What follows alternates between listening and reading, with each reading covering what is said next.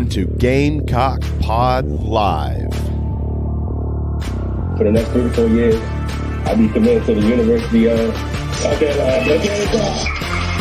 This is Rodgers again to the 25, 20, 15, 10. Rodgers scores! All the better than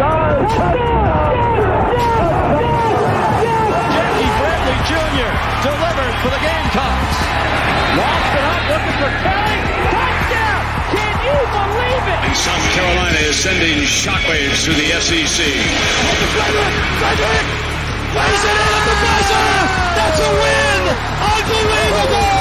I don't believe it! And now, live from Studio 54 of the Gamecock Pod Studios, here's the Cockfather himself, Keith Alsep.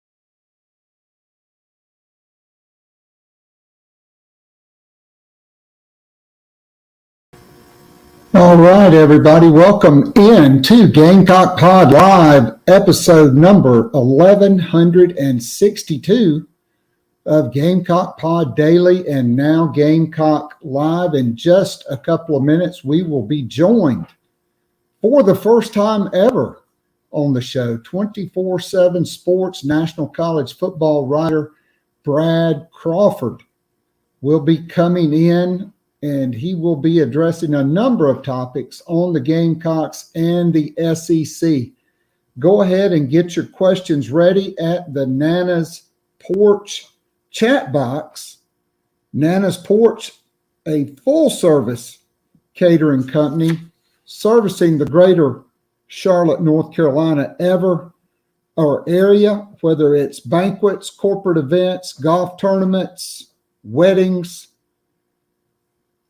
The North Carolina Specialty Food Association. Check them out at nanasporch.com. Great pimento cheese, voted the best food truck in the Charlotte area.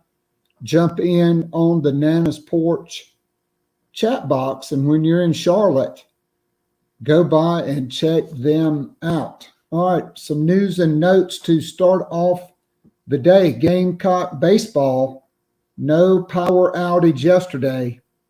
5 more home runs in a 19-3 pounding of Winthrop. The Gamecocks moved to 4-0.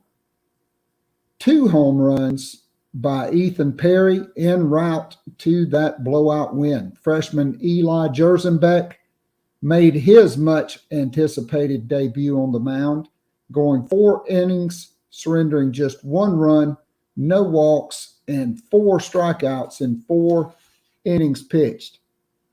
Caleb Denny, Cole Messina, and Braylon Wimmer also went yard for the Gamecocks on a day where 5 different players had multiple RBI performances. Eli Jones picked up the win, going 2 2/3 innings while allowing just 1 earned run. Gamecocks take on Queens University today at 4 p.m., streaming on the SEC Network Plus at Founders Park. James Hicks will take the mound for the Gamecocks. And tonight at 9 p.m. on ESPN2, Gamecock men's basketball will take on number 2 Alabama. All right, let's go ahead and bring in our special guest for the first time, Brad Crawford. Hey, Keith. Brad, how's it going, my man? I'm doing well today. How about you? Probably better than I deserve, my friend, for sure. All right, so for our viewers or our listeners, as this will go up also in podcast form on Apple Podcast and Spotify, tell our listeners and our viewers about your background. Yeah, man, I don't get a chance to describe myself too often on these things. Normally we talk right about football, but I'll gladly, man. I graduated from UNC Pembroke, a small Division II here in North Carolina. I'm out of Fayetteville. I grew up watching the Gamecocks. I was born in Charleston, grew up sort of in Moncks Corner, moved to Fayetteville later in life. Got my first job at a newspaper in Lumberton, North Carolina, moved to Orlando, wrote for the SEC there, and then CBS and 247Sports hired me back in 2015. So I'm entering year 8 football season this fall with 24/7 and looking forward to it, man. All right. So I generally try to ask every person this question. And so growing up as a Gamecock fan, do you remember the moment you fell in love with Carolina football? Let me tell you a negative moment first, and then I'll tell you the moment. So my first game, I want to say it was late 90s. My dad's a graduate of South Carolina. I want to say class of 1978. And Gamecocks lost a night game at Williams-Brice 45-0. That was my first game against Mississippi State. And I rode home to Charleston that night telling my dad, this is the team you're pulling for, man? Like, this is the one that I have to grow up liking?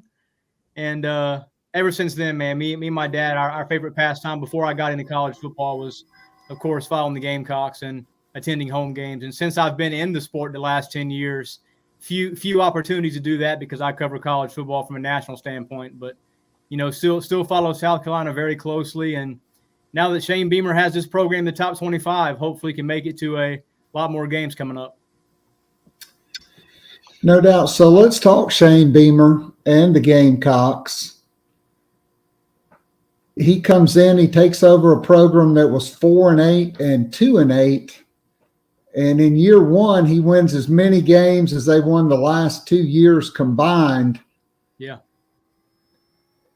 And then even before that epic beatdown of North Carolina in the Duke's Mayo Bowl, they get Spencer Rattler, Austin Stogner. Basically, Gamecock Twitter owned the internet for about 48 hours right before National Signing Day. Just your thoughts quickly on year 1 and then that just unbelievable performance against UNC with DeKarian Joyner at quarterback. Yeah, I think toward the end of year 1, Keith, the biggest thing for me was you started seeing national analysts that maybe never turned their eye to Columbia all of a sudden start looking at the Gamecocks for really the first time since late in the Steve Spurrier era back in 2013. That was the last real difference-making season, the third year of that 11-2 spree they had there under Spurrier. Beamer had momentum after that 7-6, took a basically team of 45 scholarship players to Charlotte and out-coached Mac Brown.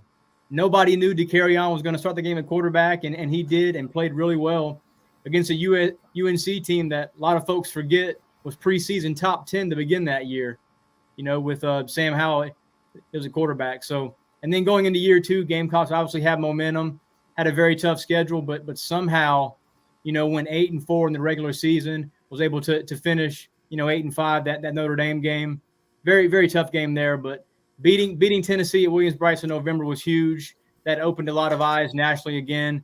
And then turning around and double mashing it, beating Clemson, ending their 40-game home winning streak, and more importantly, taking the Tigers outside of the playoffs. So Shane Beamer's already done something that Will Muschamp did not do during his ill-fated tenure, and that's beat Dabo Swinney head-to-head and doing it in Death Valley. And I think Gamecock fans, Keith, will tell you 7 months out from that game, at Williams-Brice in November, they got to feel pretty good about that one going into it again. I mean, no doubt. So let's talk about year 2 of Shane Beamer. They get off to the 1-2 start.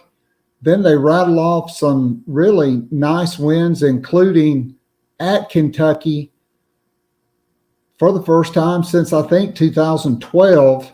Hard to believe. It's painful to believe because, Lou Holtz and Steve Spurrier really up until, I guess, 2014. Well, no, in 2010, the year the Gamecocks won the SEC East, Yeah, you Lattimore. knock off number 1 Alabama and then go to Kentucky and blow a big lead and lose at the end. Yeah. But the Gamecocks had dominated that series. Enter Mark Stoops. It completely changed. And I thought that was a really huge win for South Carolina, knocking off Kentucky and then also knocking off Texas A&M at home for the first time in program history, despite 5-loss Jimbo, who I guess was 6-loss Jimbo this year. Your thoughts on those two games and for Mark Stoops, we call him Lil Stoopsy because that's probably what, if I did my Steve Spurrier. Yep. Oh, Lil Stoopsy. He's got it going on there. Yeah, I think everybody that watches the Gamecocks, really the last couple of years, Keith, has not seen a South Carolina team show up to an SEC road game and win at the line of scrimmage. And that's what the Gamecocks did in Lexington. We know watching the Gamecocks for multiple decades, that's what it takes to win in the SEC. I know quarterbacks drive the league sometimes, pass rushers drive the league, but if you're good up front, you're going to win games in the SEC and finish as a borderline top 25 program. Gamecocks winning that game at UK was huge, and then coming back, I think it was after an open week to host Texas A&M, night game at Williams-Brice. That was sort of go back to 2017. I think Kentucky came to Williams-Brice on a night game as well. Big game for Muschamp. Debo Samuel had that big touchdown in the first quarter, and then the Gamecocks crapped the bed.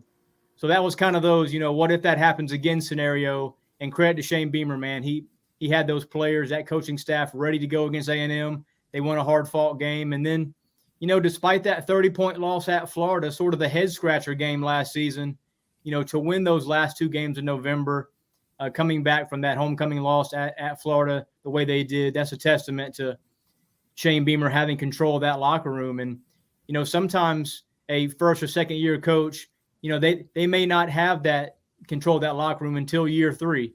We're seeing that right now. Billy Napier, he struggled in year 1. Shane Beamer's already ahead of Billy Napier, going into year 3. So credit to him. And, despite losing to Notre Dame in the Gator Bowl, I think all Gamecock fans who traveled down there saw a team that fought, despite having a shell of a roster. I mean, no doubt about it. So let's talk after Texas A&M. You got Missouri coming in. Mm-hmm. And I thought the Gamecocks kind of crapped the bed in that game at home, particularly in the first half. Yeah, defensively, they just couldn't get them off the field, couldn't get anything going offensively. Yeah. You dropped that game. That was disappointing. You could have become bowl eligible that week, right? And then you go to Vanderbilt and you won, but Vanderbilt still rolled up about 440 yards of total offense. And then you go to the Swamp, and it is absolutely a debacle. And you're sitting there 6-4, and you're staring number 5 Tennessee, who, quite frankly, at that point may have been the second best team in college football because their only loss was to Georgia. They beat Alabama. They had run the table in the SEC outside of losing to the eventual back-to-back national champion. Isn't it crazy? Going into that game, Brad, I know there were no Gamecock fans in their right minds, no observant college football writers or analysts thought South Carolina had a chance. And then not just to win the game, but to essentially boat race Tennessee. Spencer Rattler, 6 touchdown passes, 438 yards. Tennessee closes the gap in the third quarter, and you think, oh, no, here we go. And then the Gamecocks rattle off 28 straight points and never look back on their way to what I think was probably the most shocking outcome of the 2023 college football season. I tell you what, man, it's one of the most shocking outcomes of my 25-year tenure as a Gamecocks fan. I mean, South Carolina was a 24.5-point home underdog. That rarely happens in program history. You've got Hendon Hooker. He was a Heisman finalist, going into that game. Let's face it. Then Jalen Hyatt, they had that storyline about him being from South Carolina and not being offered. That went viral. So really everything was playing in Tennessee's favor. And then the game happened. Spencer Rattler played like the 5-star transfer that many thought he would play throughout the year. Finally came alive in that game.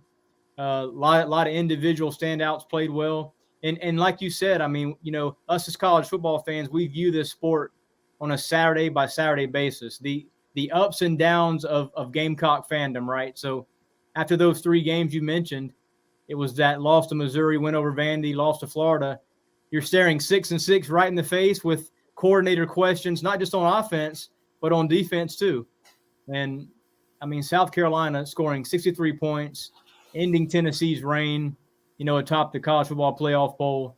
And then, like I said, returning the favor against Clemson the following week. I don't know what Shane Beamer told that team on the plane ride home from Gainesville, but I mean, whatever he said, he needs to bottle that up and tell it to him before every game in 2023, because that was quite the motivational tactic.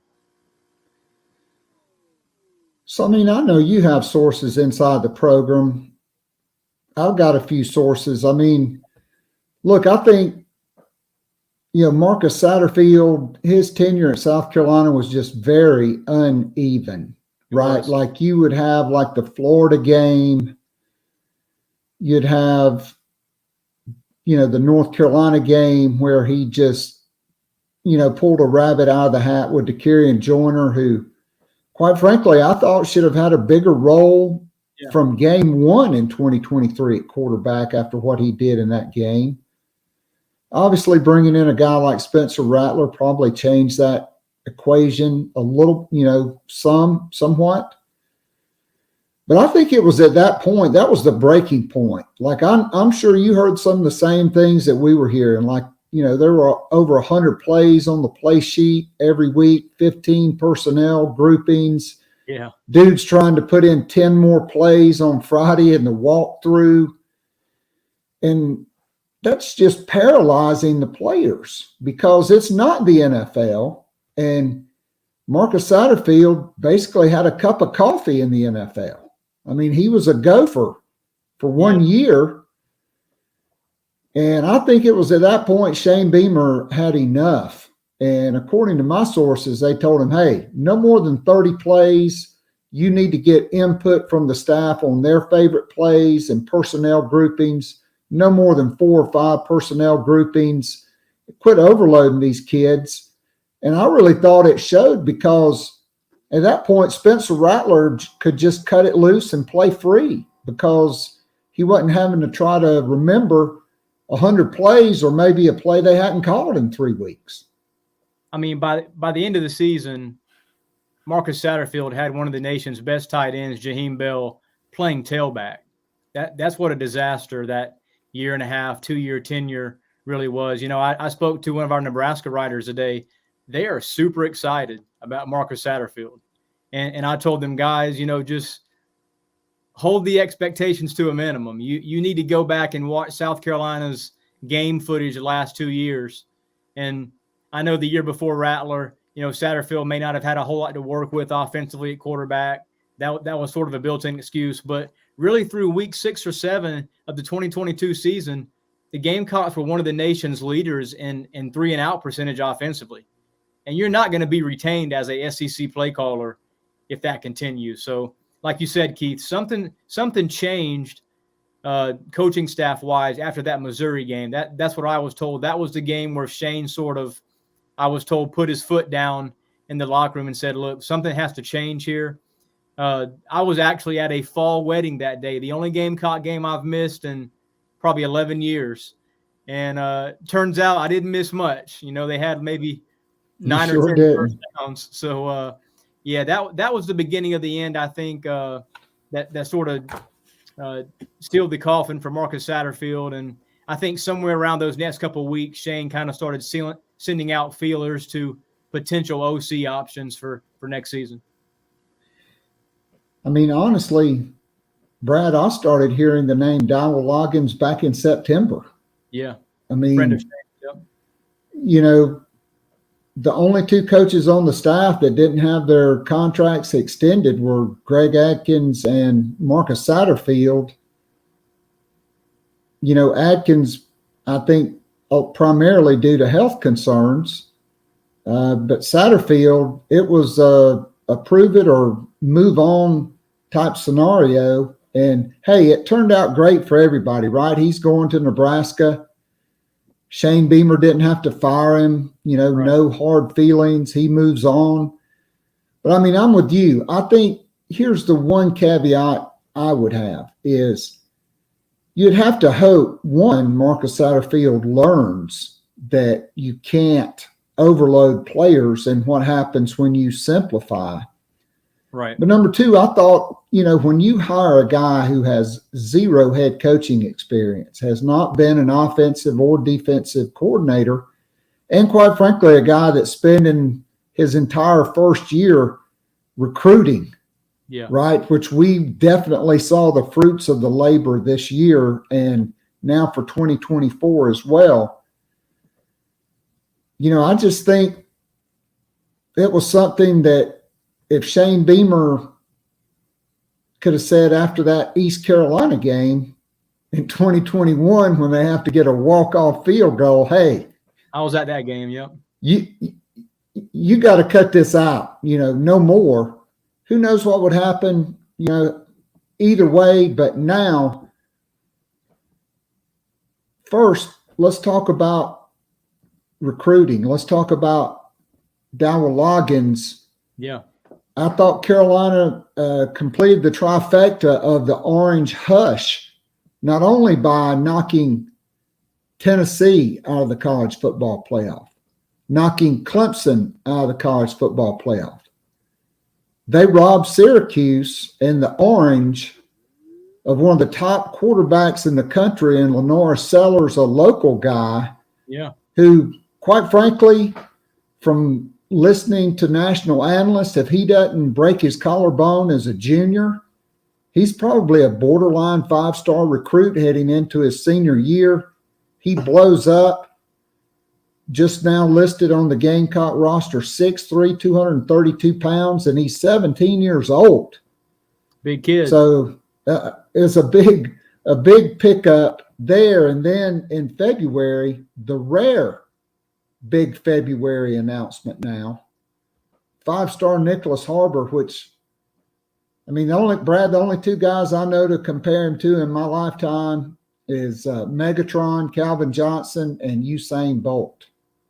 And I would throw Randy Moss in there too. You know, we still have not confirmed if he can, you know, jump 45 inches and catch one-handed like Randy Moss used to do. But yeah, man, that recruiting momentum really from mid-December during that early signing period through February was just insane. And you remember Shane spoke about maybe 6 days before Christmas. He told all Gamecock fans who were hating to just settle down. Like, we're going to get guys in here. Dowell Loggins is a good hire. He's Shane's guy. And then 5 or 6 weeks later, not only does Spencer Rattler and Juice Wells and some of those guys return, but he gets Nicholas Harbor. And Shane felt good about that the entire time. Gamecocks were able to hold off Oregon and Maryland at the last minute. I was told, you know, signing day morning around 9 a.m., Harbor's going to South Carolina. But then based on stuff that I've read and seen, you know, Shane didn't know until about, you know, quarter to noon. So just great job by Gamecock staff there. Staying put the last couple of years on Harbor. Not only did Shane Beamer go to Harbor's football games, he also attended a couple of track meets. And I don't think many college staffs did that. So they like Nicholas Harbor as a track star, not only as a football player. So I think his future, man, is playing on Sundays. I think he's going to be an impact player for the Gamecocks. And I've told all my friends this. I mean, not since Jadeveon Clowney have I been this excited to see a true freshman step on the field and perform in September. I mean, no doubt about it. I mean, I think back, they sent 5 assistant coaches to Lubbock, Texas which is not the easiest place to get to, but I guess if you're on your university plane, it's all good. Yeah. But he runs a 60-meter time that essentially would have won the SEC indoor track meet last spring. He's Jalen Waddle at 6'5", 235. I mean, it's crazy. It is crazy. So Spencer Rattler, Juice Wells coming back. Gamecocks have added over 20 players to the roster with incoming freshmen and, several transfer portal guys, particularly rebuilding the tight end position. So just your thoughts going into the 2023 season for South Carolina. Yeah, I think odds makers are probably going to have the win total somewhere around 7.5 to 8. That's about the right number to me, I think, based on the 2023 schedule. Not an easy one. I've seen some metrics call it the toughest schedule in the country. I wouldn't say that, but I think it's one where Gamecocks can maybe get to 8 or 9 wins if Rattler plays well, if a veteran offensive line protects him, and if they find a run game. I mean, losing Marshawn Lloyd, no doubt, is a huge miss. And while they did sign some running backs, they don't maybe have a guy who's a premier SEC, at least proven ball carrier. So I think if Rattler plays well, obviously Juice, has to have a 1,000-yard, 75-catch type season. That's the biggest question for me, along with that defensive front. I think the Gamecocks have gotten better at linebacker. They're going to be solid in the secondary, but can they generate a consistent pass rush? Because we've seen, Keith, his last 10 to 15 years, when South Carolina has a top 25 team, they've got some dogs on each side of the football at those end positions. And I think if, they can generate a pass rush and pressure some of these really good quarterbacks on the schedule, Shane Beamer can kind of keep ascending as a top 25 coach and program. All right, so Brad, before we let you go today, obviously the SEC is expanding. Texas and Oklahoma are coming in. Yeah. Quite frankly, even later than I thought. I thought they would have maybe been in this season. But that's going to present now new scheduling models, potentially going to 9 games. There's, 1 8 models, 1 7 models, 3 permanent, 6 rotating. What are you hearing, and what do you think is the most likely scheduling model? Greg Sankey has said it will be revealed no later than the spring meetings in Destin, Florida. Yeah, around early May is when we should hear some finality here. Based on all my sources I've spoke to at the SEC level, Keith, the Gamecocks' 3 new permanent opponents, unless something changes between now and the next, 2.5 months, Georgia, Florida, and Kentucky. Gamecock fans can expect to see the Bulldogs, the Gators, and the Wildcats on the schedule every season. I think we're going to a 9-game schedule, 6 rotating teams there. And I'm excited about the future of the SEC.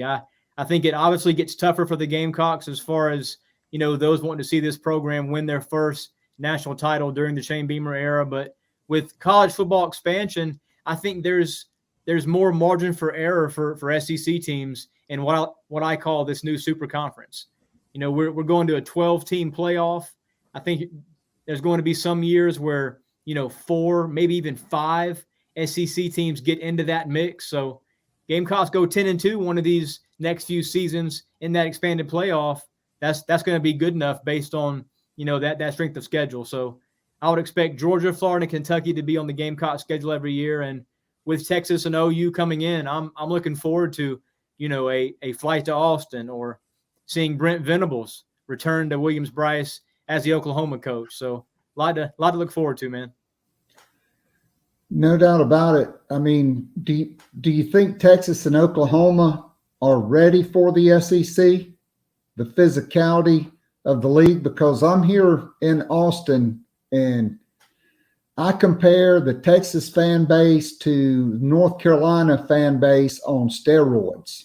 Hey, man, I live in Fayetteville, North Carolina, and all my life I've heard chatter from UNC Tar Heel fans, because when when my family says Carolina, we're talking about the Gamecocks. But in North Carolina, you say Carolina is Tar Heel blue, baby. So I'm definitely used to that. I think Texas and OU are going to be fine in the new SEC as long as they keep recruiting at, a premier top 5, top 10 level. I will say for any Longhorns fans listening, this is the year to make the playoff if you're a Texas fan.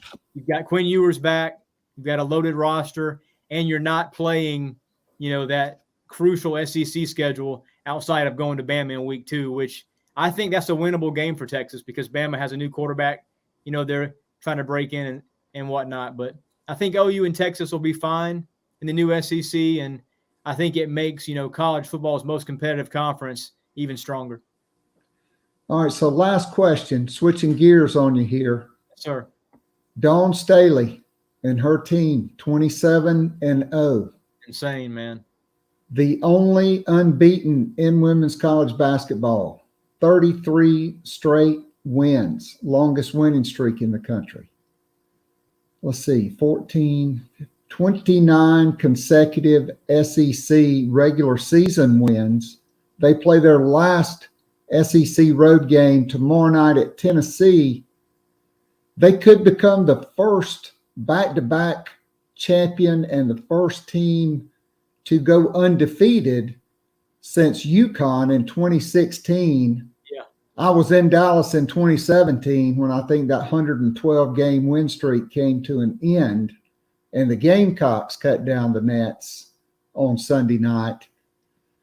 Can they do it, and will they do it? When you stockpile 10 or 12 5-stars the last few years, the way Dawn Staley has done, I mean, they're just obliterating opponents. That win over LSU recently, when LSU was unbeaten, was one of the best wins in women's basketball history in Columbia. And I think this year you're going to see a team that what's the magic number? 40-0 means cutting down the nets, right? Somewhere around there, 38-0. So I think the Gamecocks can definitely do it. And this is a team that right now is playing at such an elite level that anything less than a national title is probably considered a failure if you ask Dawn. So this is a team that will get the number 1 overall seed and probably is a 15 to 20 point favorite against any team they play. No doubt. Well, hey, Brad, I can't thank you enough for jumping on and joining us today. I hope maybe we can get you back after spring football. Yeah, man. We'd love to get your thoughts on, whatever we see from Dowell Loggins and a very exciting group of newcomers, I think, for Gamecock football, both transfer-wise and some big-time impact freshmen already on campus for Shane Beamer. Thanks a lot, Keith. Appreciate the time, man. Absolutely. All right, that was Brad Crawford, national college football writer for 247sports.com. All right, so I talked about some of those, or mentioned some of those newcomers. So I think any conversation has to start at the most important position. And like Brad said, I do believe South Carolina has improved themselves at the linebacker position. But here's the question. Pup Howard will wear number 5. Okay, last year he was listed when he committed the Gamecocks at 6'3", 215 pounds. Now, on the most updated roster, 6'4", 242 pounds. Is he Jasper Brinkley, or is he going to be a guy that outgrows linebacker and has to move to edge? Gamecocks do need help at edge, but man, South Carolina needs him at linebacker, as do they need Ole Miss transfer Jaron Willis, 6'2", 235. But man, a guy that played safety in high school at 220 pounds, he played safety, played inside backer, outside backer. He rushed the passer. A guy that played anywhere or everywhere on defense for Lee County High School. I think those two guys, it is absolutely huge for Shane Beamer and company to have them in for spring practice. I mean, no doubt about it. All right, so coming back in just a minute, we are going to talk more about the transfers, maybe a little bit more about Gamecock women's basketball coming up right after we pay some bills. If you enjoy listening and watching the free Wednesday show, now live streaming on YouTube, and would love more Gamecock Pod daily, join our growing Gamecock family by becoming a monthly or annual subscriber. You'll be able to listen to the show every day of the week and listen to guests like J.C. Sherbert, Hale McGranahan, and John Whittle from thebigspur.com, Colin Taylor and Mike Yuva from Gamecock Central, Emily Adams from the Greenville News, Ben Portnoy, Michael Lanana, and Jeremiah Holloway from GoGamecocks.com, Michael W. Bratton, the host of That SEC podcast, and many, many more. As a VIP subscriber, you can join or listen to the weekly live Zoom call with up to 100 of your favorite Gamecocks and friends. After the show is an unrecorded overtime segment where the real scoop gets dropped and discussed. It's like going down to your local pub or sports bar and having a conversation with your Gamecock friends about last week's football game, men's and women's basketball games, and Gamecock baseball. And of course, there's always recruiting to discuss. In addition to the weekly Zoom call, VIP subscribers get the most popular podcast, The Morning After, which is released every Sunday morning during football season, and more VIP perks are in the works. Follow Keith on Twitter @KAllset or follow the show on Twitter @GamecockPod. Go to the top of the homepage and follow the link. If all else fails, go to patreon.com/GamecockPodDaily. Join now and get up to 3 months free off an annual VIP subscription. You will love it, guaranteed. Now, back to Gamecock Pod Live.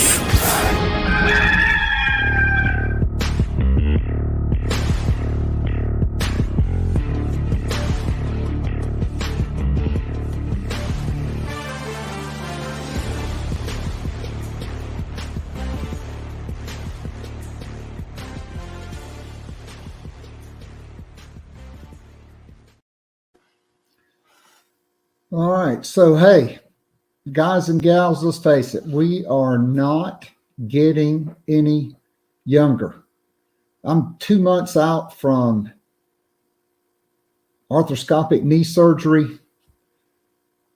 I'm a high school football official, a baseball umpire, and I've got to say, 5 Diamond Botanicals has been a lifesaver for me. Okay. 5 Diamond Botanicals, founded by a healthcare provider with over 26 years experience. And they have got a tremendous line of products, not just for you, but for your lady and for gals. They got the bath bombs. They got body lotion. Okay, for me, I use the Nano Salve. After I take a shower at night, when I come off the field, I put it on my knees. I put it on my IT bands and hip flexors, rub it in, take a couple of drops of the Nano Sleep Aid, and I'm right off to sleep. Before I go out on the diamond or on the field, I use the Nano Roll-On, which is essentially like BioFreeze and Bengay combined with CBD products. They've also got a tremendous lip balm. The gummies are great to help you relax at the end of the day when you come in from just a stressful day at work. So go to 5diamondbotanicals.com. That's FIVE diamondbotanicals.com, your go-to CBD supplier. And look, we've had many patrons of Gamecock Pod Daily that have ordered from them, and they are repeat customers because these products work so well. 5diamondbotanicals.com, proud sponsor of Gamecock Pod Daily and Gamecock Pod Live. All right, so we talked about linebacker being a big need. Okay, what about safety? What about corner? Well, Gamecocks did not add anybody at corner in the transfer portal, but what they have done is Torian Gray has gone back-to-back signing really outstanding groups of defensive backs. I mean, let's face it. Who had on your bingo card Nick Eamon-Warry as the leading tackler on the team and DQ Smith starting 12 games? Bueller, anybody? Hey, I don't know. Have you seen the video of Nick Eamon-Warry outrunning Amarian Brown, who is arguably the fastest Gamecock on the team, at least until Nicholas Harbor arrives? Nick Eamon-Warry ran him down. I mean, this guy, he may end up being like Isaiah Simmons for Clemson. Like, you really didn't want to throw that out for a three-star guy. I think Charles Power from On 3 had bumped him up into the top 100 as a four-star guy, but that was about the only service that had Nick Eamon-Warry as a four-star prospect. He comes out of the blue and just blows up and probably played as well or better than any Gamecock on defense. Okay, well, there's another guy that's on campus right now named Jalen Kilgore, 6'1", 207 from Eatonville, Georgia, that the Gamecocks beat Clemson and Oklahoma for. He's going to wear number 24. And I quite frankly wouldn't be shocked if he's not the other starting safety back there with Nick Eamon-Warry, okay, unless Peyton Williams beats him out, which I couldn't rule that out either, because he's a big-time player from 6A football up in the Dallas Metroplex at Rockwall Heath High School. He played well against Tennessee when Eamon-Warry got ejected for targeting. But, man, I'm telling you, Brent Venables, he knows defensive players, okay? And there's no chance he's leaving Norman, Oklahoma and flying over the states of Texas, Louisiana, Alabama, and Mississippi to land in Augusta, Georgia and go to Eatonville to recruit Jalen Kilgore unless he is a big-time player. So Pup Howard, definitely a newcomer to watch, but maybe a guy that's sneaking under the radar for me is Jalen Kilgore. Can't wait to see what he does during spring practice. Obviously, as Brad said, the Gamecocks need help at edge and on the defensive front. Last year, Clayton White's defense gave up almost 200 yards per game on the ground. Gamecocks signed the number 1 junior college defensive lineman in the country in Elijah Davis. He's going to wear number 11.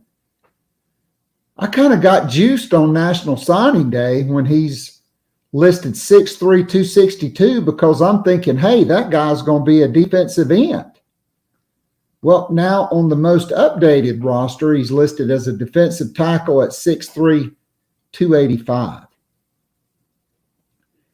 I think the Gamecocks need to look at him and talk a Hemingway and try to lean those two guys up to be in the rotation opposite of Jordan Strong and a guy that I think is going to have to play by default in freshman Desmond Umeozulu out of the DMV, 6'6", 240, who absolutely had a monster senior year.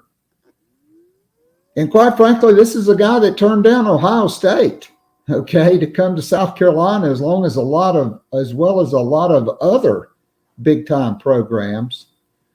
I think he's a guy that you got to look at as a newcomer. I mean, hey, the Gamecocks have got to get something out of Terrell Dawkins, who they got in the portal last year. He was injured, okay, but prior to his injury, after going through spring ball and summer workouts, he was 5 out of 5 guys on the depth chart going into that season behind Strawn, Birch, Gilbert Edmond, and Tyreek Johnson. Then it was Terrell Dawkins. And so I think, Tyreek Johnson has flashed at times. I thought he flashed in the Duke's Mayo Bowl, was forced into action in the bowl game. Really didn't hurt the Gamecocks there. But it's really time for him to step up, and the Gamecocks need it. I do think they will continue to be active in the May transfer portal period to try to add maybe even multiple edge rushers, because you don't know what the status of Montague Rames is going to be, who is a guy that, quite frankly, in the weight room was ahead of Yumi Zulu, and a guy that I kind of compared favorably to Cliff Matthews coming in as a true freshman. Obviously that situation with those 3 guys is going to play out during the legal process. It's got to play out there. And so, that will be an interesting situation to follow. With all 3 of those guys. And so, Gamecocks need every edge rusher they can get. So sticking on defense, a guy that I'm excited about is Xavier McLeod. Okay, he won Mr. Football in South Carolina. He's listed on the roster 6'5", 320. I think this guy could be a combination of Jalen Carter and maybe even eventually Jordan Davis. I think he's a guy that, if Clayton White has to go with more 3-man fronts this year, I think he's a guy that you could plug in behind Nick Barrett at that nose or one technique with Boogie Huntley and Tonka Hemingway playing down. And maybe you've got a Jaron Willis at an outside linebacker, Pup Howard, Mo Kaba, Stone Blanton, maybe another guy slides outside in a 3-4 look. I do think DQ Smith, you ideally want to keep him at that nickel spot. But I'm just telling you, okay, Kirby Smart in Georgia, Alabama, LSU, everybody in the Southeast, they wanted Xavier McLeod because, at the beginning of the season, you heard all these things. Oh, he's not a great teammate. Oh, he's in trouble. Oh, he's lazy. Hey, it is different for a 6'5", 320-pounder in high school versus in college. Because guess what? That guy's going to be out there every single play. Okay, 70, 80, 90 plays. Do big guys take plays off in high school? Of course they do. But all this guy did was shake it off, bear down, and blow everybody up on his way to being named, a high school All-American, to being named to the Shrine Bowl, and being named Mr. Football over Lenore Sellers, who had an unbelievable senior season. And so I can't wait to see, even in spring practice, what his body looks like after 3 months with Luke Day. And then I can only imagine in August what that guy is going to look like. So Jalen Kilgore, Pup Howard, Jaron Willis, Elijah Davis, Xavier McLeod. Those are the guys on defense, the newcomers that are in, that I am really pumped out of my mind for on defense. Switching to offense, everything starts for me at the tight end position. After Nate Atkins went down, South Carolina had absolutely zero scholarship tight ends. Austin Stogner bugged out. Trey Kenyon gave up football. Jaheim Bell, he transferred out. He was a quitter. I mean, in a sense, I can't really blame him, because for 2 years, Marcus Satterfield absolutely misused that guy, underutilized that guy. And so I guess we have to wish him the best. I mean, Jordan Burch bailing out, to me, not a very good move. But on offense, it all starts with Trey Knox, who I think is an immediate impact player. SEC experience, was recruited to Arkansas by Justin Stepp, was coached by Dowell Loggins, 6'5", 245, a converted wide receiver. He's a guy I think you can count on to line up in the slot, to be that flex guy, along with Joshua Simon, 6'4", 242, a native of Dalzell, South Carolina, who has spent his college career at Western Kentucky, a guy that's caught a ton of passes there. I've heard nothing but great things about him. You've got Reed McKeska, who played with the five-star quarterback that was pressed into duty at Texas A&M this past season. He's on campus.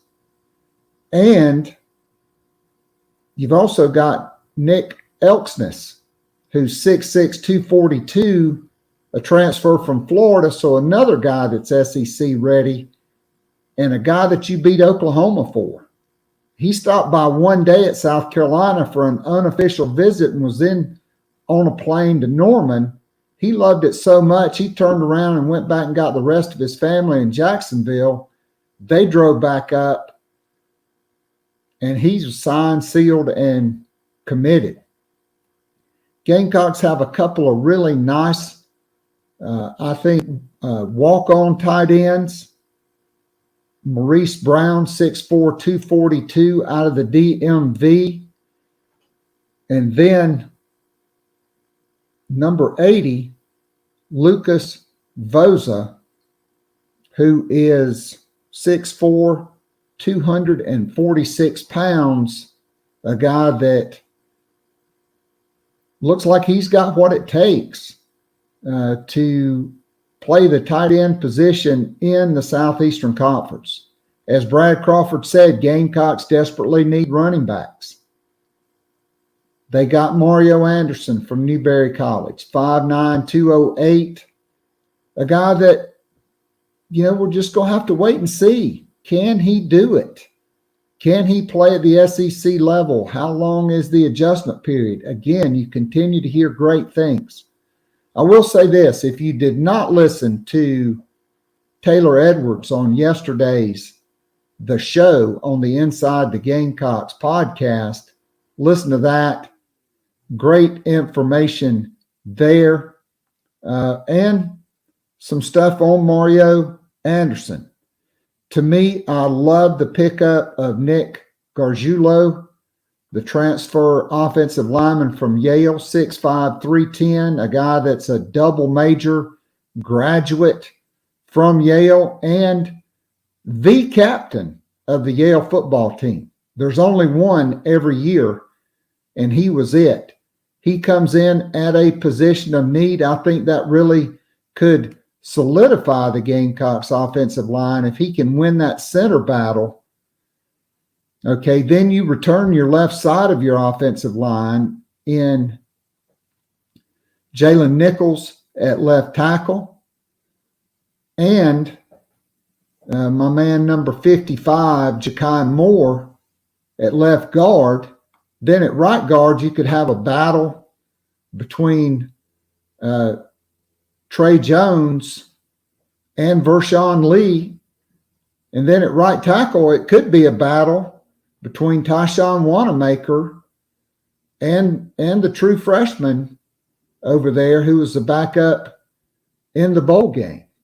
So Gamecocks, I do think, have quality depth on the offensive line. And let's not forget Big Sidney Fugar, who I thought was about 335 pounds. He's listed at 315 now. He could get in the mix there. Eddie Lewis, we call him Eddie Lewis in the news. The transfer from Memphis, I think he's kind of a Josh Vann type of guy, a guy that could be your punt returner, could play inside, outside, could be a vertical threat as well as a possession guy along with Juice Wells, Xavier Leggett, Amarian Brown, DeKirian Joyner. Those guys are back. Landon Sampson, Kyleek Horton. You know, you're going to have some younger guys in the mix there at wide receiver. And, hey, let's not forget all those freshman wide receivers that'll be coming in this summer, like Kelton Henderson and Nicholas Harbor. So Gamecocks got a lot to look forward to, a huge spring coming up. Gamecock men in action tonight, Gamecock women tomorrow night on ESPN against Tennessee, and what should be a raucous crowd at Thompson Bowling Arena. We'll be back with more on that and football recruiting, still anticipating the Gamecocks adding at least one more player prior to the month of February ending. Gamecocks off to a hot start on the trail, 5 4-star commitments, and I think plenty more to come.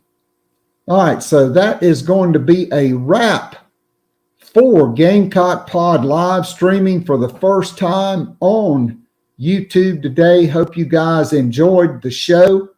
This is our free show on Wednesday. It will go up on Spotify, Apple Podcasts, wherever you get your podcasts, you can listen.